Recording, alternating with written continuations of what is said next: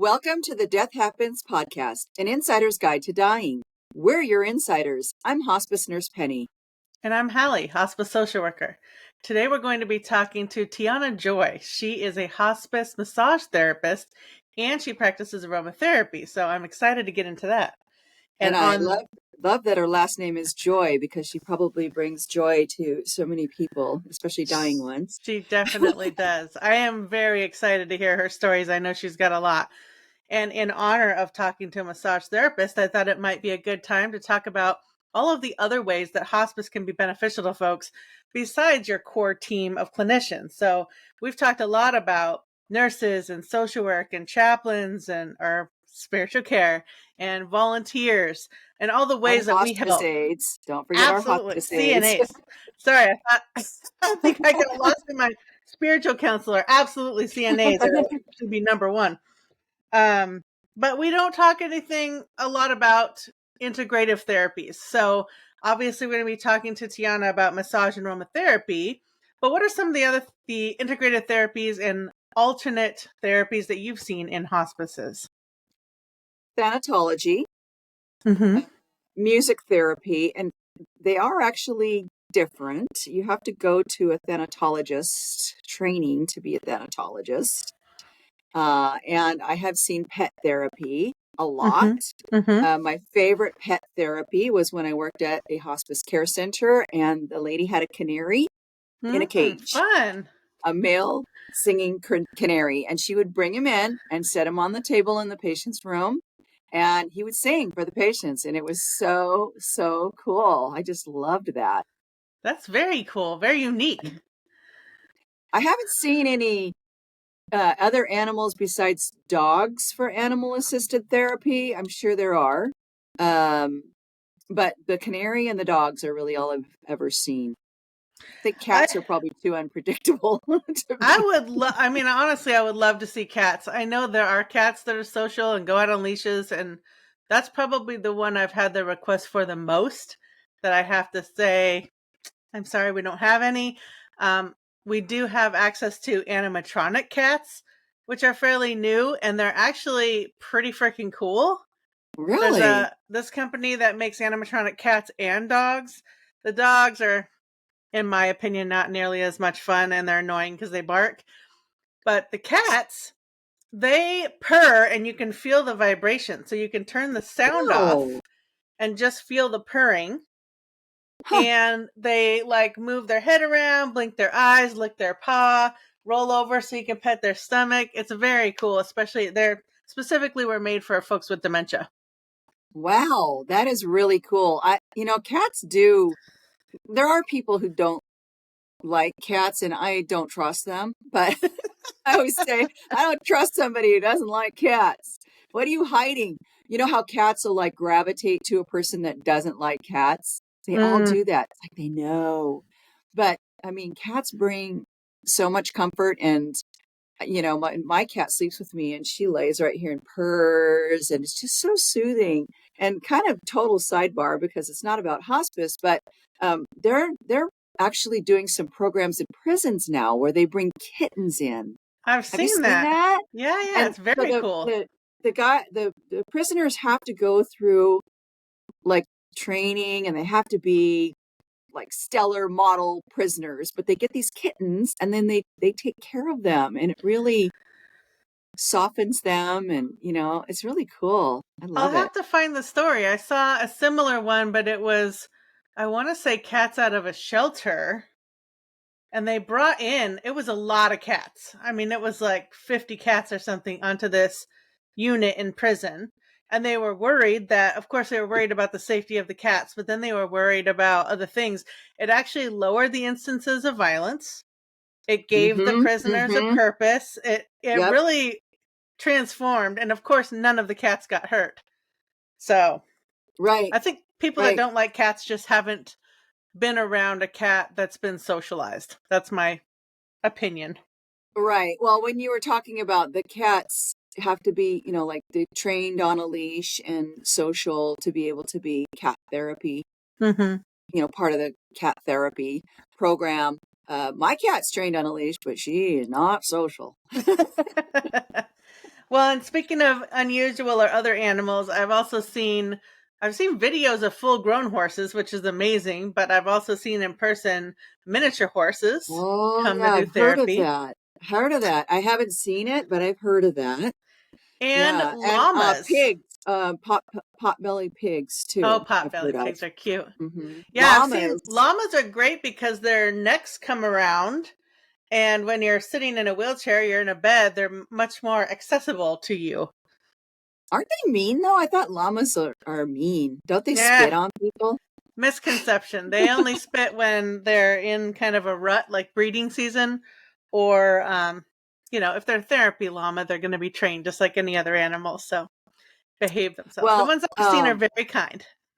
another type of comfort therapy that I have seen is virtual reality. So my agency has a PEDS program and they do Mm-hmm. virtual reality for the kiddos. And they put the little virtual reality things on and that's cool. I think that's very cool. And I would like that, Yeah. I mean, because people who, I wish it was more accessible to more people. So in my agency, it's just like part of the pediatrics program. Not everybody can have that. But, Mm-hmm. for somebody whose last wish is to go to the beach and they can't get there, Mm-hmm. to be able to bring the beach to them in that way, it'd be really cool. We definitely did explore some VR options. It didn't really go anywhere. There were some logistics issues and, of course, cost. Yeah, But it's yeah, I think expensive. VR will eventually. I think the price will come down. It'll be more accessible, and that'll definitely be awesome to integrate. Just trying to think of some other things. Music and memories for people with dementia. I think we've all seen those amazing videos where people will, Yes. you know, act out dancing or conducting or things or have memories when they're listening to music because it's just such a fundamental part of your memory. The ballerina, have you seen Mm-hmm. that one? I stitched that and played that and on YouTube, I think. But yeah, they play Swan Lake and she starts dancing to Swan Lake and she's got severe dementia, but she does. Mm-hmm. It's amazing. I love that. I think there's so much more that we could be doing for people who have dementia, but unfortunately, it's just not. It's cost prohibitive and Mm-hmm. it's really a Mm-hmm. bummer. But Reiki is another. I don't know if Yeah. Different Tiana does types of energy Reiki. work. Mm-hmm. Energy work. I had Acupuncture is another one I've seen. acupuncture. Yeah, Mm-hmm. acupuncture is another one that's common. What else? I'm sure we'll talk with her about the aromatherapy. That's been something that is important when somebody has wounds, smelling wounds. That's Mm-hmm. kind of important. Works better than cat litter under the bed, which is what we used to do in the care center. It didn't really work to I try haven't to heard that one absorb those before. odors. Yeah, we put a pan of cat litter under the bed to try to absorb some of the odors. It probably absorbed some, but not enough. Huh. All So, right. Getting yeah. out there to Oh, find unique solutions for things. That's what hospice does. yeah, we're MacGyvers. We're Yes. MacGyvers. Absolutely. We But I think like to that's an important figure thing things for out. folks to think about when they are exploring the different options of hospices. If they're fortunate enough to not be so rural that they only have one option, then some of the things you can be asking when you're looking at different hospices is what else do you offer besides the core clinicians? Yeah. And let's just, speaking of the core clinicians, let's just kind of dip our toe in the regs and talk about the core clinician. The core actually doesn't include, the core is the social worker, the doctor, the nurse. Those are the required members of the IDG. But then we all are also required to provide volunteers, CNAs, and spiritual services. So Mm-hmm. there's the core team and there's the required disciplines that are Well, and it's funny because there's requirements like I know you know all the regs. The requirements for volunteers, it's you don't have to have a volunteer on your team, but the hospice has to have a certain amount of hours per patient or per clinician or 5%. something. 5%. Yeah. Yeah. 5% of our patient interaction or patient care has to be provided by volunteers. I don't think a lot of people know that about hospice. When they're saying, like, we're all about the money, we make so much money. we have to have a very robust volunteer program. We Yeah. have a volunteer coordinator. We have volunteer managers. They have this training that they do, their recruitment, all this stuff to support these volunteers. We don't get paid for that. Oh, We yeah. don't get Yeah. paid for bereavement. We're required to provide bereavement. We don't get paid Yes. for that. Yeah. So like when people are saying, oh, hospice makes so much money. No, we really don't. We actually don't when you look at all of the things that we are required to provide for everybody who's on service equally and how much they actually pay us, which is one flat rate per day.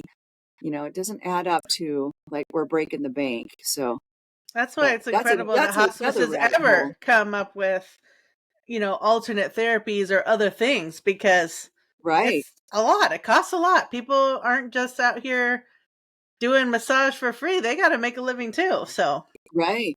Exactly. Yeah. mm. Yep. All right. Oh Let's step goodness. on off the soapbox. We went I from know. comfort therapy ramped up, getting on the soapbox. I have so many soapboxes. Now It's I need hard a not to. massage. All right, let's get to our massage therapist. Let's do it.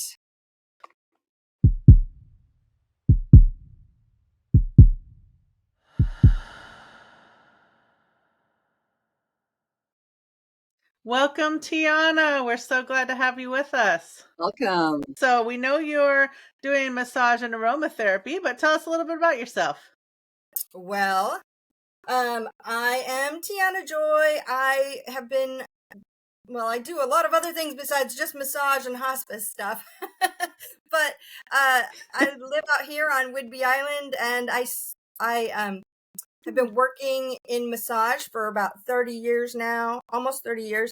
And I've had a exciting and interesting career along the way. In the last 10 plus, maybe 13 years, I've been working in hospice, and I love it. And I meet a lot of great people, and I hear a lot of great stories, and some I can tell and some I can't tell. But yeah, what else can I tell you about myself? Because I like music, I like art, I like nature.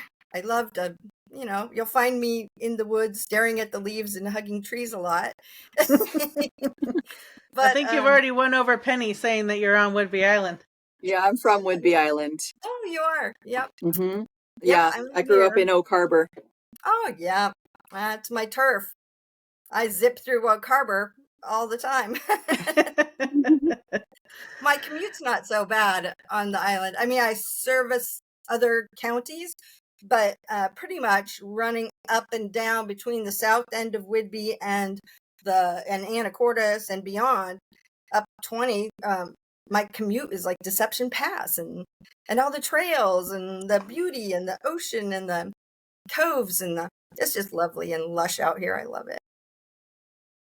I think that's an advantage that we have over here in northwestern Washington, is between our visits, which may or may not be challenging, we do get to have a beautiful respite as we're driving through nature. Oh, yes. I try often to time my travels across Deception Pass and that beautiful bridge. If I get it at sunset, it's, I got to stop and pause. How do you not stop and pause at that? It's amazing. I love it. Well, maybe start by letting us know, how did you end up getting into massage in the first place? And then in that journey, what led you to hospice? Sure. Well, I started doing massage out of necessity, and I was receiving it. I was feeling very broken down and I was a bartender, and after years and years, that's fun when you're young, but you start to just wears on you, working with drunks every day, and you just see the choices that people are making that maybe aren't helping themselves, and I could have even applied that to myself. So I started getting massage, and I found this place that had flotation tanks and massage, and I just once a week I go straight from work, the bar all day on a Saturday, Sunday afternoon, and straight to this massage and do a float, and it just started to heal me. And I was in the float tank one day, and I had a revelation that, I'm the one that needs to make the changes to my life to make these improvements, really. So I started looking into massage and found it really interesting. And I mean, in many ways, it might have been a life raft that I jumped onto, but it was a good choice. We got to make good choices. Sometimes when you're living in a world of lots of bad choices, you make the good ones, and then you keep making the good ones, and eventually, you right yourself. And so that's how I started. And from there, I had a twisty turn of lots of different settings that I was doing massage. I was working with chiropractors and in pain clinics, and I had my own business for a long while. Lots of different working in spas and just meeting people and different venues, and it was fun. It was great, and I really love working on people and working on bodies and getting my hands on people. It's really satisfying and rewarding because I knew I was helping people. And um, so that's how I started, and I did that for many, many years. My hospice, I'd also, I should say that I had been exposed to hospice for a long time in most of my life, honestly, from a traumatic accident that I had when I was a kid that left me in the hospital. And I had in that experience, I was in this children's hospital for quite a while.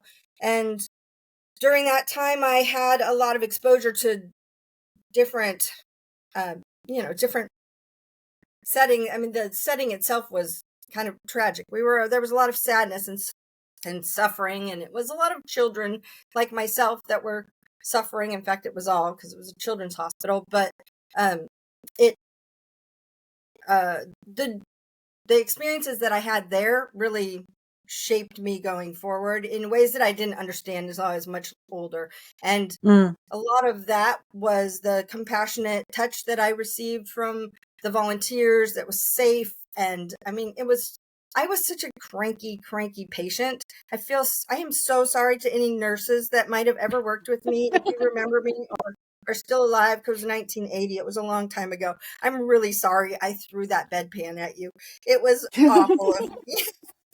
Or, I have a long list of apologies to make to people. And it wasn't easy. And the kids I was in a room with, it was 6 beds in a room. That's a lot of kids, a lot of girls, suffering together, and our experiences that we shared. Although they weren't happy times in our lives, we found a way to connect while we were there, together. And especially, there were complicated things that we went through together, and things I witnessed and things I experienced, and trauma, which I don't want to talk too much about because, as we know, we don't operate well when we're triggering ourselves in our traumatic experiences, right? But I would like to talk It sounds like Gentle Touch was a really good venue for you to escape that, at least temporarily, and then onward to make those better choices you were talking about. Yeah. It was, there were just moments in all of my sourness that I was able to experience just relief. And, and I didn't understand compassion and gratitude back then, and I didn't know how to express it. That's for damn sure. But, but the experience stuck with me. I might have only got like a nurse or a volunteer to put lotion on my back like once a week or something. But when you're in the hospital for months and months, it's like you look forward to that. I remember I had like nappy dreadlocks because I wouldn't let anybody touch me, like shampoo my hair, or eventually they just cut out. But it was a pretty dark time in my life. There were happy times too, but I made it through those dark times and got out, and the lessons that I learned and I took with me along the way were what I hold on to and I cherish from the experience now. And that brings me to,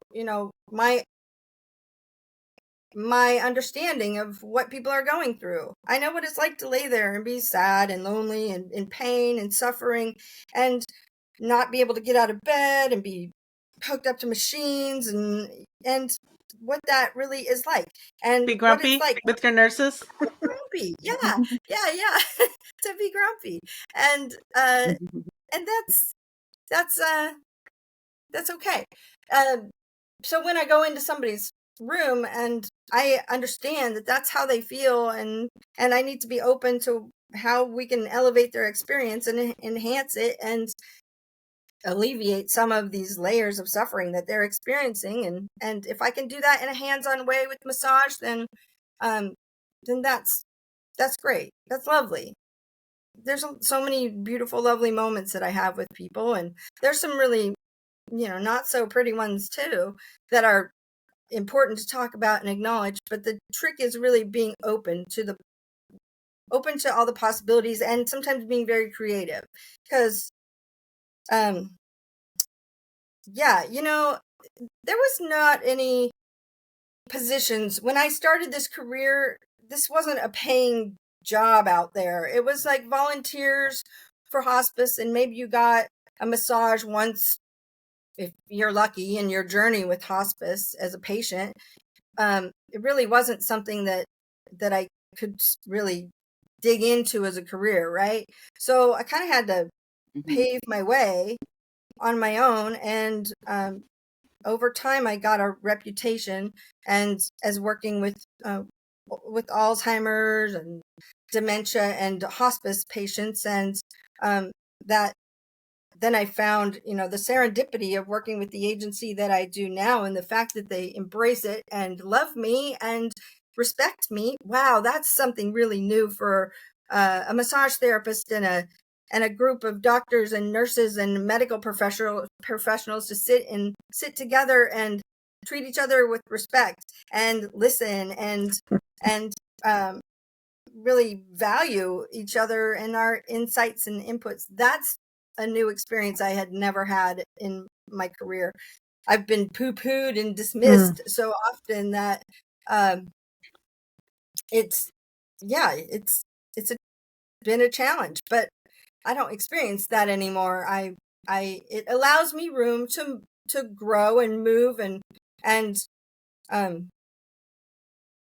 be able to do what the patient needs, what they, if I can just get my hands on their back and find what they need. And let's talk about pre-existing conditions and injuries that when you get to the end of your life and you come into hospice and you have had an active life, you have a lifetime of injuries and experiences that are still in your body. And many people that we deal with in our communities they're 80 and 90s years old. They have not had massage before. They didn't know that they could get treatment for these horrible rotator cuff injuries that they'd had, or knees or backs or things like we work in a service, a territory that is a logging community, and I've met many folks out there that have had trees fall on them or a guy that he lost his finger at work one day in a job. He went home and taped it up and went back to work, and that's the story of his finger. When I asked him, tell me about this, which I've learned about scars that I don't always really want to ask too many questions, because but sometimes it's important for me to know, why does a person have this interesting scar pattern, and how can I gently get in there to help it along? And so it's important to know, but some of the answers that I get are astonishing. Sometimes I've met a fellow that survived a bear attack and his body Once he told me Wow. the story of how the bear like picked him up in its jaws and shook him around by the torso, and what it did to his, you know, his rib cage, and and he survived it. And the story of his survival, this was something that's not why he was in hospice, but he had that experience in his life when he was a young man. And wow, and I get to put my hands on that and feel it, and get to know it and ease some of the pressure and the everything that his connective tissues have been holding for all these years. If I can alleviate a little bit of that, then that's great. Same goes for people who have had all kinds of devastating accidents in their lives, or if alleviating that kind of level and layer of pain and suffering in their bodies is huge. And our team recognizes that too, and value that. Like, a lot of their pain that they're experiencing sometimes is pain from those injuries that they've held on to their whole lives, and they don't really know what it feels like not to have that pain. And when they get that relief, sometimes they feel great. And plus the amazing care that they're getting with our hospice, that is helping with their medications and all of the things. I've heard many times people say, I feel great. I feel better than I have in years. Why am I in hospice? Why? Like, I want to go out dancing. I said, great, go for it, yeah.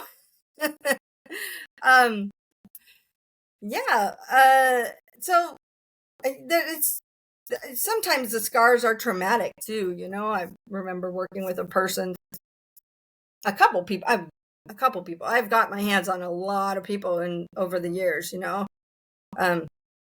I was thinking about it last night when I was trying. Yeah, I didn't sleep too great last night. I was thinking about it. I've had my hands on, in their dying experience, thousands of people, perhaps, when you add it up and do the math and I try to isolate, who do I want to talk about and who can I share?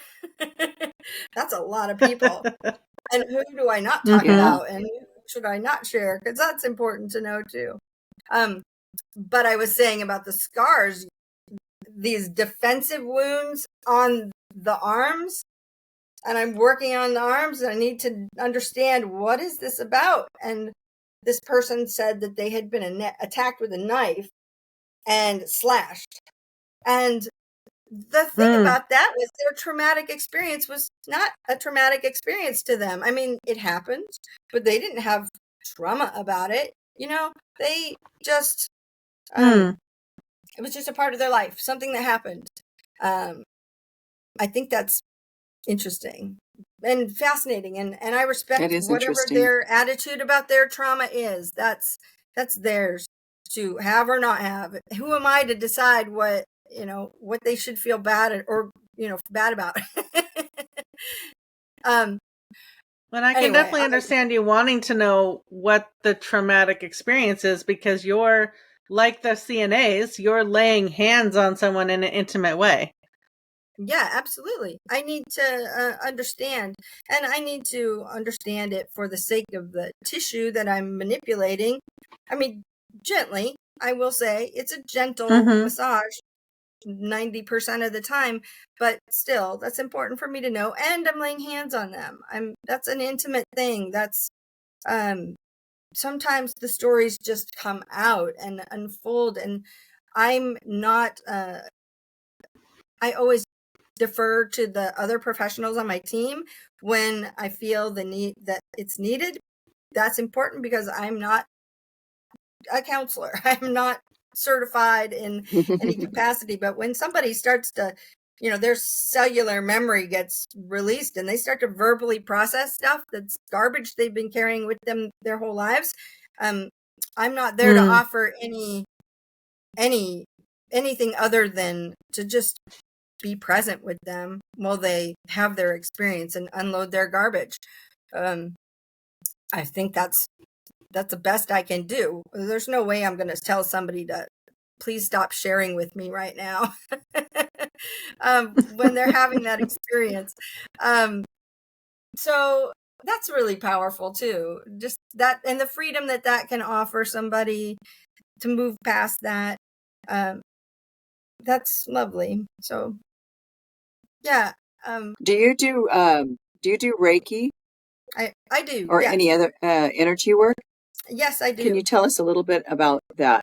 Oh, how that works? What is that for people who don't know, and how does it work? Yeah. Well, without going too deep into it, because I'm not a Reiki master, but I guess I am. I mean, the way the system is set up, I have been certified as a master. It's something I always incorporate into my massage. My background is actually treatment and craniosacral. I do a lot of, so I've had a history of being a jock, like a massage jock, working on injuries and athletes and deep tissue. That's a lot of my background 15, 20 years ago. But when I got into learning more sensitive touch, like Reiki and craniosacral, it was helped me balance out my hands-on stuff. So Reiki, for those who don't know, it's connecting with the energy, and I have a lot of feelings about it that I don't always know. I defer to the mystery, right? Like, I'm not going to try to explain exactly what this is, because I don't know, but I can tell you one thing. I can feel it in my hands. I can tell you what it feels like, and my patients and clients that I work with, they can experience it, and other Reiki practitioners out there understand it and know what I mean. But it is channeling light energy through touch, is best I can explain. I have been honored to work with one Reiki master that in the course of my time with hospice, and she, as her cognitive function kind of started to wane and she had some dementia setting in, one of the best compliments she gave me once was that she could hear my hands thinking. And I love that. When it's true, my hands were like connecting with her in a way, and the fact that she could feel it enough that she wanted to tell me, and she wasn't very nonverbal at the time. So I thought that was just beautiful, and a statement as to the connection that people really feel when they experience Reiki, the warmth and the light, and it's kind of fuzzy, and it's gentle, it's hands-on. I can integrate it with any work that I'm doing.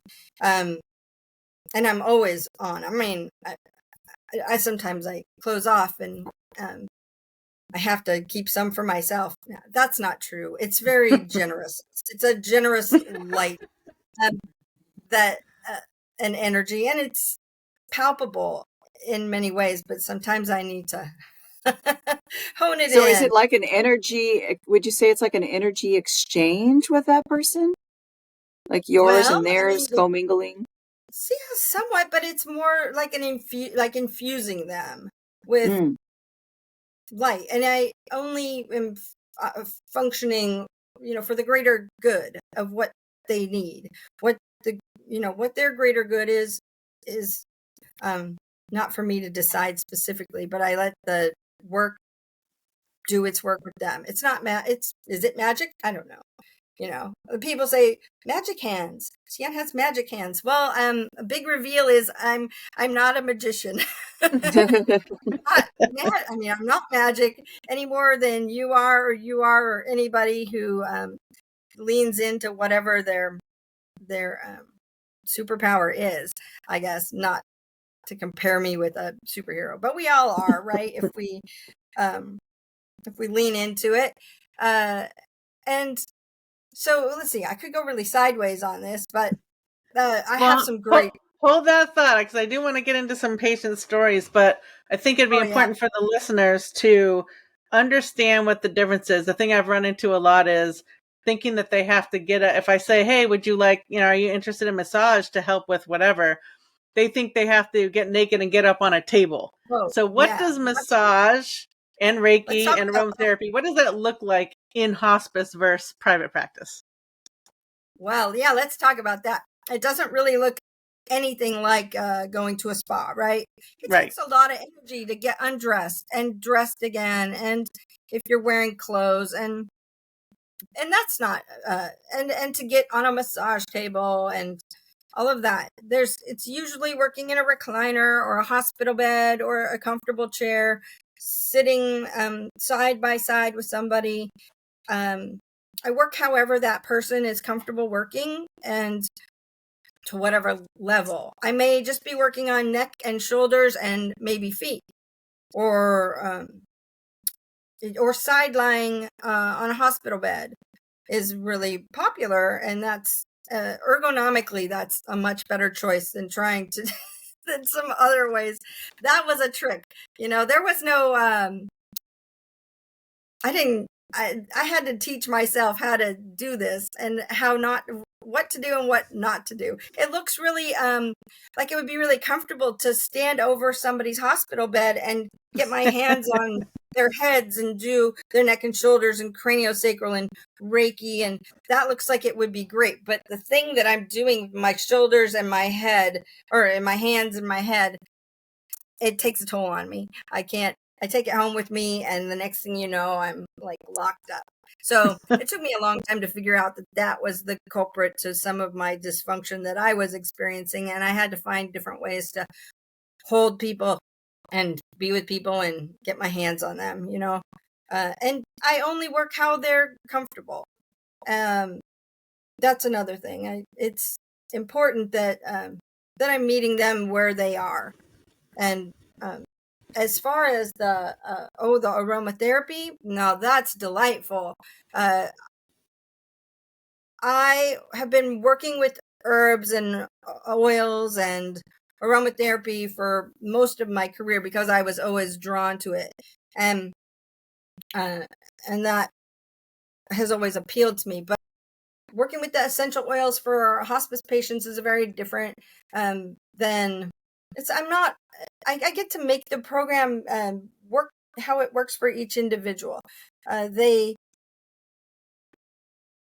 perhaps they might need something for symptom management, like peppermint is a lovely oil, and it can be used for all kinds of things like stomach aches and cognitive enhancements. If somebody, I can make inhalers for people, or spritzers, or offer something in a diffuser to just kind of keep the general tone of the room relaxing. I can, I do some foot baths, and that's lovely. People can design this however we can work together to make it be what they need. Sometimes it's a nice foot soak and a scrub and massage, and sometimes it's very ceremonial. I follow their lead. Maybe we'll sit down, have a cup of tea, and I'll wash their feet while they talk and reflect and reminisce, or share the experience with their family. I've had lovely interactions with grandmothers and granddaughters. That is just something that really builds a bridge for people, and it's sweet and beautiful, and it's something that child can take with them in their life, that they had this lovely experience with their grandparents. And I believe that people need to somatically and get out there and move their bodies and touch and get their grief involved physically. So by touching people, actively participating in their person's experience, it's a powerful tool for them, I think, to connect with in their grief later on. Can you share one of your success stories for symptom management with aromatherapy? Oh yes, I had an experience. I have many stories, but I have some lovely ones with.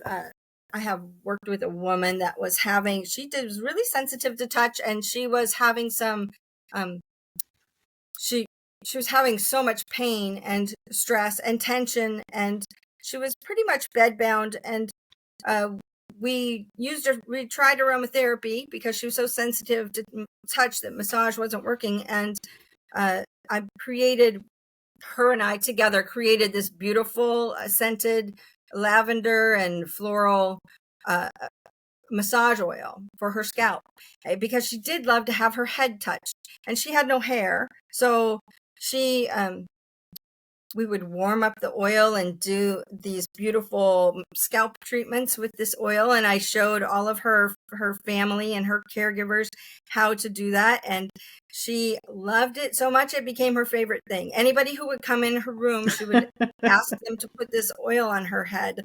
And I feel like that is something I feel like they treasured, as that they took with them. That was lovely. I had this great experience when I was first designing the aromatherapy program, and I was working with a woman in hospice who was also a massage therapist, and her and I worked together for quite a while, and she helped me really dig into it. She loved it. She loved the program, that we would do these elaborate foot baths and create different aromatherapy. She loved nature and the woods just like I do. And we made one fragrance that was, I think it was oak moss and it was very woody, and it smelled just like the forest.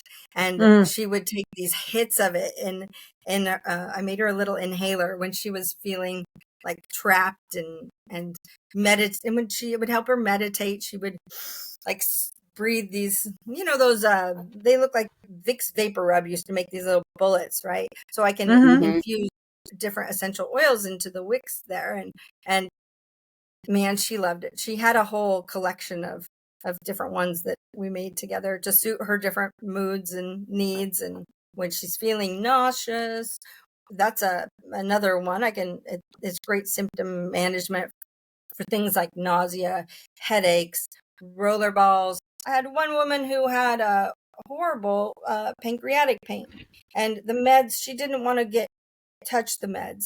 And I made her a roller ball with peppermint oil, and it became her go-to. It was nice for her because she could use it herself. She could apply it like a PRN, and as needed, any time of day. And she claims that it really, really worked with her liver pain or her pancreatic pain. And I think that's great. I get to experience evidence of how great these oils really are and how folks can really be using them. Oh gosh. What kind of scent works for nausea? My neighbor's husband has cancer and he's been battling nausea. He eats the ginger chews, but what kind of scent works for that? I think peppermint is common great. Sweet orange is symptom. actually nice too. Also, fennel, that can be a good one.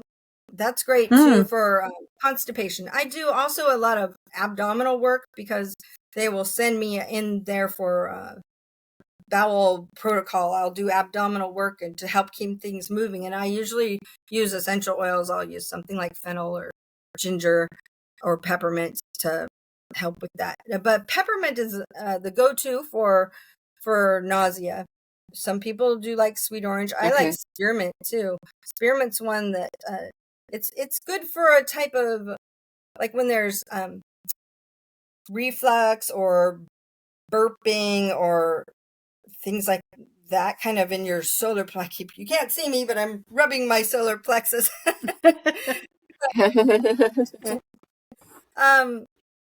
So when somebody has nausea, if you're going to do the peppermint, where would you apply it? Like if somebody's experiencing, I'm getting some professional tips from my neighbor's husband who's suffering right now. He's not on hospice yet, but he's suffering. So peppermint, like for nausea, where would you apply that? Does it matter? Could you put it on the forehead? Peppermint is a strong one. I stay away from the throat unless you're putting it in a carrier oil. Even olive oil isn't even a great carrier oil, and that's probably in somebody's kitchen.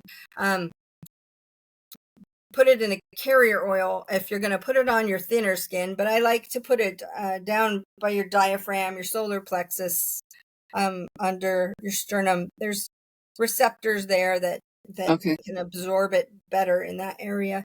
And also, I love the inhalers.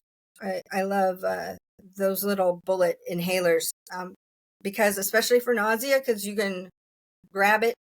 It's a go-to. You can take as many breaths of it as you want. You can just, I've had people just stick that thing right up their nose. And they just leave it there. But people claim it really, literally really helps. going to write this down right now. Yeah, peppermint inhaler. I'm writing this down. Peppermint inhaler. And ginger is another one that's great. If he's already doing the ginger chews, that's perfect. Sweet orange is another one that's good for nausea. Yeah, there's a lot of things. It's gosh, it's such a great program. I want to make sure I cover the broad spectrum of it, but it's not. I'm not making pure perfumes. I'm not an Avon lady. When I go to somebody's house, I have a really cute little kit that I bring with me, and I think that that's really great fun for people. They like to make creations with me sometimes, or with their family, and that's fun. Sometimes I've done a facial treatment. I'm not an esthetician. I wasn't, popping any pimples or doing anything. But applying a mask, paint. There's something really lovely about painting on honey onto somebody's skin, and just how much they, honey or whatever. The act is very pleasing and soothing for people. And I will paint their feet. I have a lovely lady that I work with Alzheimer's, and she gets so relaxed. It's like she starts the treatment always just sitting there rigid, and she slowly leans in. I always make sure she has lots of pillows behind her back, because she will just melt in as I'm painting clay onto her feet, and it's just beautiful. And the aromatics in the room are just lovely. Oh yeah, gosh. Do you do aromatherapy for wounds? Do you do aromatherapy for like bad smelling wounds? Oh, well, there's ways we can manage the aromatics in the room, but I would not dare try to treat a wound. I leave that to the doctors. Yeah, no, not on the wound, but not on the wound, not to treat the wound, but when a person has, I've had lots of patients who had fungating breast cancer that smelled really bad, or other types of wounds that are really rotten smelling, or bed sores like Kennedy ulcers that start to smell really, really bad. But treating the room with something. Yeah, treating the room. Diffusers are great. I also think there's something to be said about giving a person that a tool that they can use when they feel like they need to use it. I think the aromatic room mist is great if we find the right aroma for them. Citrus is great for cutting that stuff and mixing it. I like to mix it. Sometimes sounds a little odd, but mix it with a little eucalyptus or something if you yeah, that doesn't sound odd to me. We used to have eucalyptus oil. We'd put it in our mask before we did wound care on a foul-smelling wound. I remember during COVID, I did a lot of red thyme. I had a diffuser in my room, and I was just all day long had it going, because it is so antiviral. It's good at cleaning the air. Red thyme. Red thyme. That was my go-to for my personal go-to for COVID.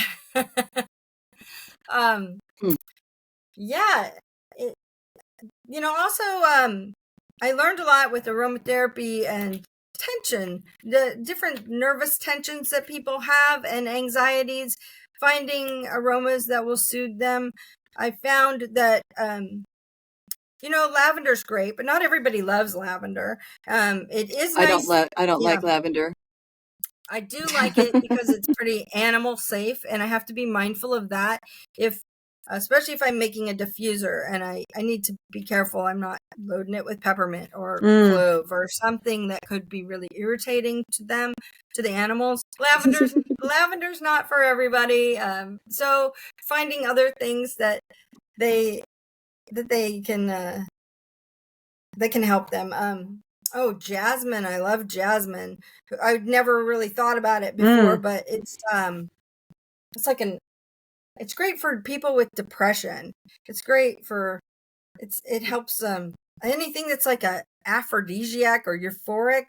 That really is, those I've found to be really helpful for if they can handle the floral balm of it all. I had one woman who was experienced horrible pain when she was being transferred, and I made her one of those inhalers with jasmine, and she would just snort that thing instead of screaming in pain.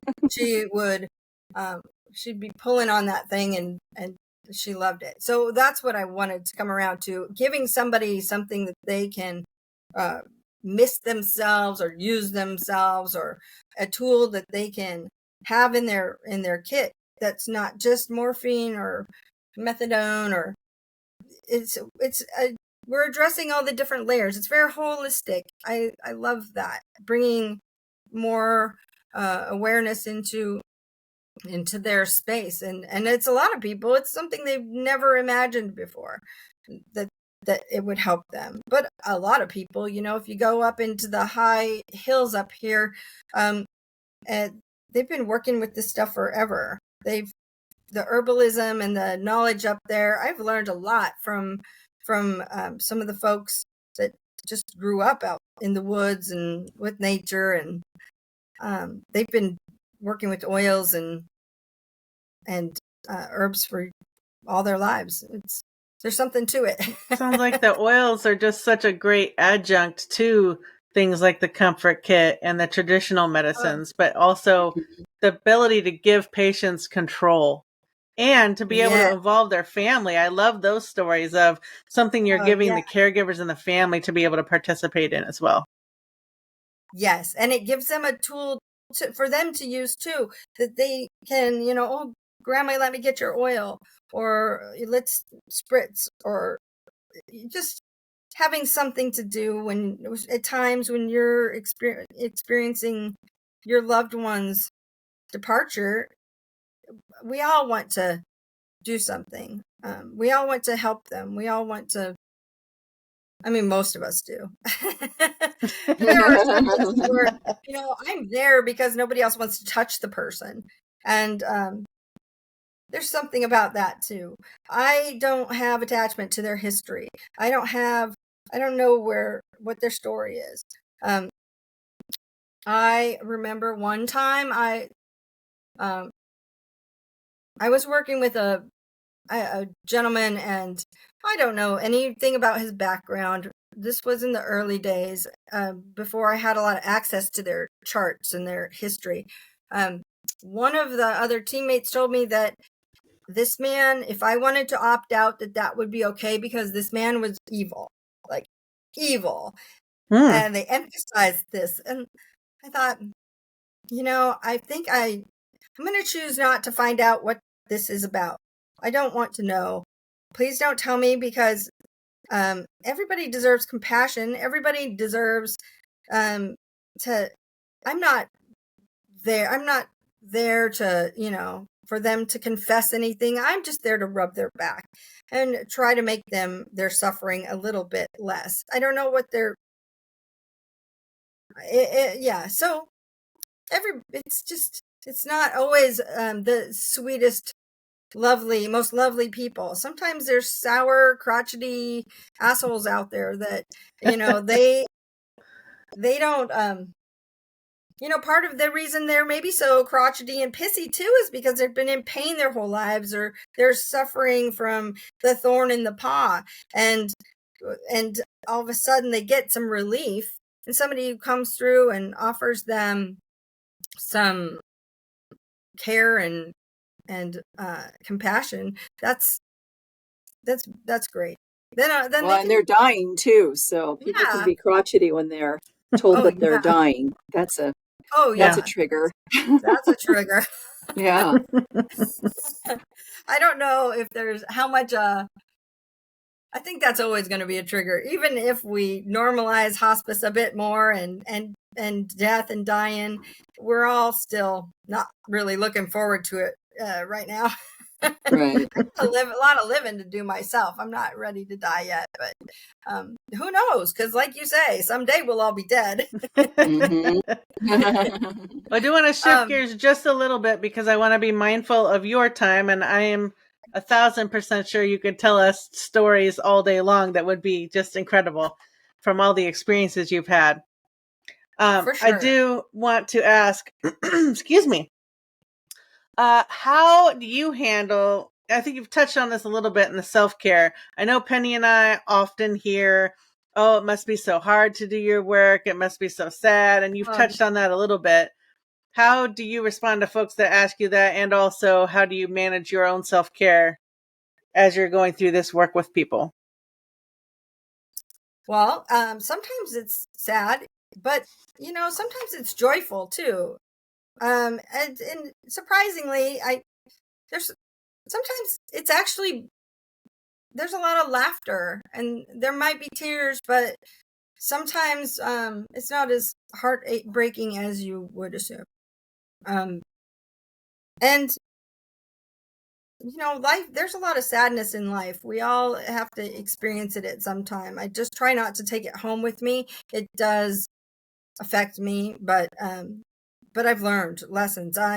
Palo Santo, that's my go-to. I will hotbox that in my car in between patients sometimes just to clear the energy and right myself. I take a lot of walks. I'm not shy. I will stop, drop, and hug a tree if I need to. Nature is what heals me and soothes me and keeps me going. Meditation, that helps me a lot. I take a lot of saltwater baths. I have my own rituals and routines. I love a good fire. I will write stuff down. The thing I hate about journaling is it sticks around. Like, I don't want to go back and read it. So I throw that shit on the fire. If I got some stuff to say, I'll just get it out and burn it up. Those are great examples. I love that. Yeah, me too. Dancing, music.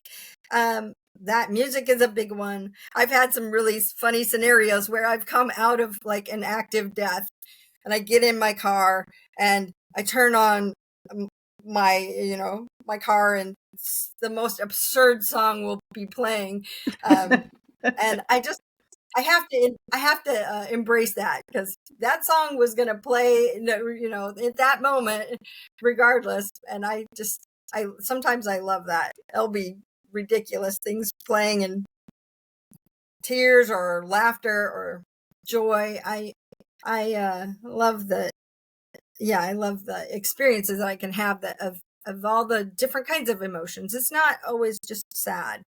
Because when you're in your dying days, sometimes those days are not days. They are months. They are years. Sometimes they're years. And let's be real about that. You don't have to have every day be a sad day. You can have good days in that time. I mean, really, let's make the most of what we got, it. And, it's okay to be sad, but it doesn't have to be the only emotion that you are capable of.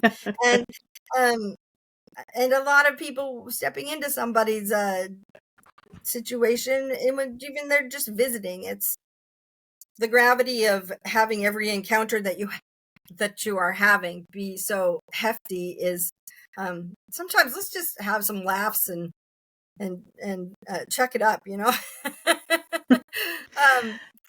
I love it.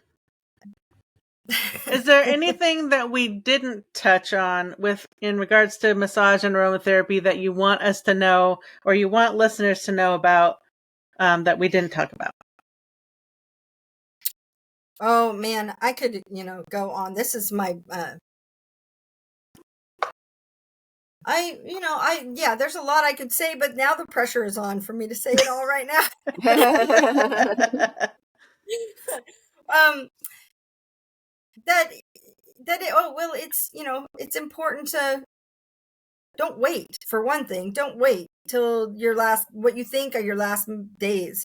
Get in there early and really make use, because like I said, I've seen many times where people get so much relief when they come into hospice that, all of a sudden they feel better than they felt in years, and they have this energy to go out there and do things, and for for the time that they have left.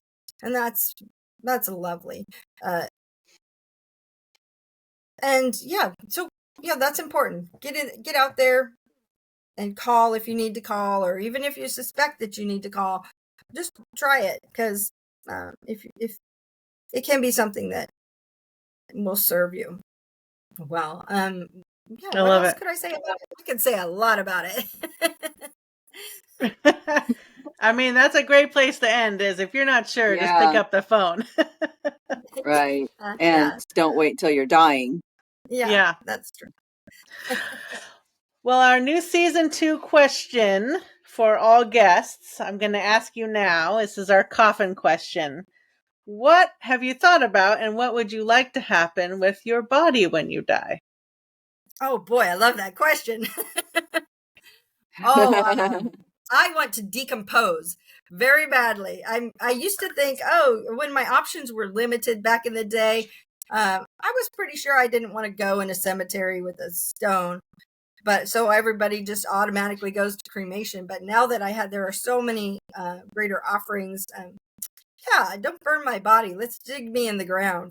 And now there are so many great companies out there that are really grabbing this industry and creating this new opportunity for people. Yeah, I want to decompose microbes, worms. Bring it on. I want to interact with the planet. I want the planet to experience me. I Love love it. that. Love that. Love it. I love Yeah, that so We came much. from the earth. We came from yeah, the earth. We go back to the earth. that's right. I Yeah. love that. Now it's officially out there. I've said it out loud. So if I don't have it on paper, which I do, You're on record. Right. my sister, tell my loved Well, ones. Tiana, thank you so much for being with us. Thank you, Thank you, Tiana. Tiana. Thank you. All right. Well, now we know much more about aromatherapy and massage and Reiki now in Yes. the Yes. world of hospice. Yeah. Do you have thoughts about any of this? I really liked that she was talking about how she approaches people, because she doesn't have the table. They don't have to get undressed. They don't have to get up on the table. And, Mm-hmm. so I think that was a really good point. People shy away from accepting massage therapy when they're homebound because they don't want to have to, get naked and climb on a table. And that's not what it's about. She really meets people where they're at. Also, lots of information about the aromatherapy. Before we talked with her, you and I talked about aromatherapy, and my thoughts were really it's about getting the odor down when there's a tumor. That's where my brain goes as a nurse, and having, experienced those really malodorous Yeah. tumors. It didn't occur to me that it could even be helpful for nausea. So that's something that I thought was really valuable, that I'm going to take to my neighbor for her husband, who's been really suffering with Yeah. nausea and And vomiting. I think a couple of things we didn't really get time to get into with the massage was when I know we use and request massage for things like edema. Yeah, lymphedema, Mm-hmm. lymphatic massage. Yep, yep. That's something that's really important, because we do have situations where people really get that edema in their legs. They can't even walk. It's weeping. They get it in their arms, especially if they've had a mastectomy. We've We had have lots some of, just absolutely life-changing results with some of our massage therapists and folks with little tree trunk legs and yeah, barely yeah, being able to walk. And then, I mean, it really does feel miraculous that they're able to actually function with this yeah, massage. yeah. It is very Yeah. beneficial. I wish it was something that Medicare would be able to reimburse for Yeah. outside of what they only pay us right now, so that more hospice agencies could have it. Like we do not employ at my agency. We do not employ comfort therapists. We have comfort therapists who are volunteers, and so it's very limited how much we can provide to people. I Yeah. think it's like 3 massages during their hospice stay is all that we're able to give them, and that's very limited depending on, do we have any volunteers that are available at that time. So Yeah, and I mean, like ours, I'm sure a lot of hospices also use foundations to cover the cost. So yes, yep, it's ours too. it's important Found, if foundations, for yep. people who don't know, is that many hospices that are nonprofits will have foundations that raise money to be able to pay for certain things that we can't pay for because of the low amount that Medicare pays. Mm-hmm. So So yeah, if it's in your spirit to give, by all means, look for your local hospice foundation. And yeah, it's not paying absolutely. for the hospice. Medicare is paying for us or your insurance coverage, but really that foundation is all that extra support, exactly all the things we were talking about today. So please do Yes. that. For Tiana, we will put in the show notes her links, but she very adequately told us don't Google her because there are multiple Tiana Joys in the world. So she will be using Mystery Tree as her official, that's her company name. That's what her Instagram will be. So if you're looking for Tiana Joy in the internet, it may not be the one that you're looking for. So be careful about that. Right. Yes. Just go to the links in our show notes. Mm-hmm. All right. Well, until next time, I'm going to be going to get a massage soon.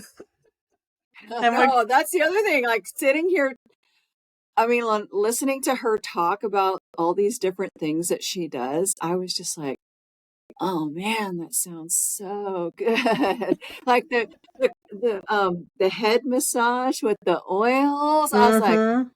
sounds so good. I know, just Or listening to just it was all of it. I was relaxing. just like, oh man, painting the clay on the feet, the honey on the feet. I'm just like, give it all to me. It sounded really good. But yeah, that's all. That all sounds good. I think I need to make an appointment.